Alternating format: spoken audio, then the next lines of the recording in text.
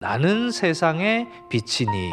주님의 이 말씀은요, 요한복음 9장에 있는 날 때부터 맹인된 사람을 고친 사건으로 연결이 되어 있는 거예요. 예수님께서 길을 가시다가 날 때부터 맹인된 사람을 봅니다. 제자들은 날 때부터 맹인이 되는 병을 가지게 된 것이 분명 죄가 있기 때문이다 라는 신학적인 사상을 가지고 있었어요. 죄가 있어서 장애가 생겼다는 거예요. 그래서 장애를 가지고 태어난 것이 맹인이 된 사람의 그 죄 때문이냐, 아니면 그의 부모 죄 때문이냐 라는 것을 예수님께 묻습니다. 그러자 예수님이 어떻게 대답을 하실까요? 예수께서 대답하셨다. 이 사람이 죄를 지은 것도 아니요, 그의 부모가 죄를 지은 것도 아니다. 하나님께서 하시는 일들을 그에게서 드러내시려는 것이다. 어떤 이는 이렇게 말할지도 모르겠습니다. 하나님이 하시는 일을 나타내시려고 어떤 사람을 굳이 맹인으로 태어나게 해서 이토록 오랫동안 고생시킨 게